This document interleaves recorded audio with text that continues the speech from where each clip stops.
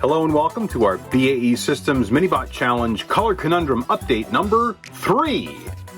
Your mats are on the way, and if you need additional mats or you did not order one in the original round, we can accommodate the request. Please check your email for an update from Scott Heaton or your state's lead mentor who will have the mats and will be distributing them state by state.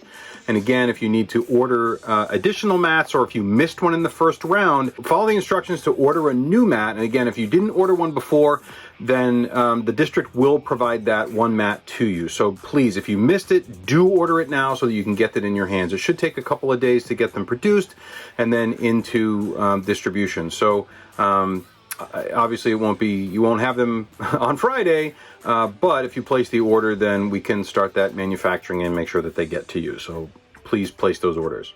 We had some questions from the office hours. I'd like to answer those now. First, can we make attachments, as in can we manufacture attachments and bolt them onto the robot, or do we need to use pre-made attachments that we're purchasing either from Romy or other places? You can make whatever attachment you want. However, do read the rules because there is a size limit for starting and ending the game. So make sure that you are within those constraints. Another great question, can we use additional batteries to power our sensors and lights and cameras and so on?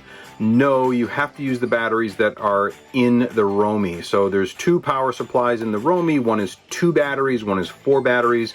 There was great suggestions that we heard about using Energizer rechargeable. So these are Energizer AA batteries. They're 1.2 volt but 2300 milliamp hour batteries. They last quite a long time and they have a pretty flat power curve. So do look into those, and they're about $20 for a pack of 8 on Amazon. So there you go. Another question which we seem to get a lot is, will the gyros ever get better? The answer is yes, they will. We've got a software update coming this week, should be available Friday. You'll need to install that on the Romy. Go and get the update from GitHub, and we'll put the link into the description so that you'll have that quick and available to you. So the software update will be about the gyro reading, and it should improve drift issues. Technically, there's a different methodology for capturing the data out of the gyro and ensuring that we have even time slices that we can then use for characterization. And it seems to be working very well.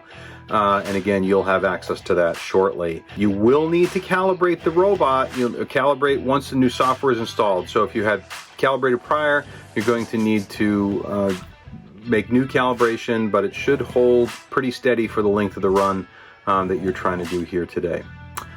In the future, we're going to add some additional updates to the Romy software, and we're excited that one of them will be to add on-the-fly gyro offset modifications so that you can do that.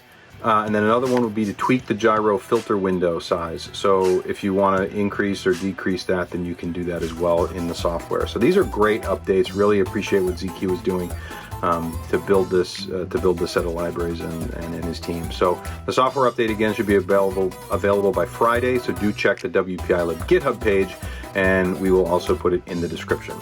So those are our updates for this week. Good luck to teams, and we look forward to seeing your results at the end of next week. Thanks so much.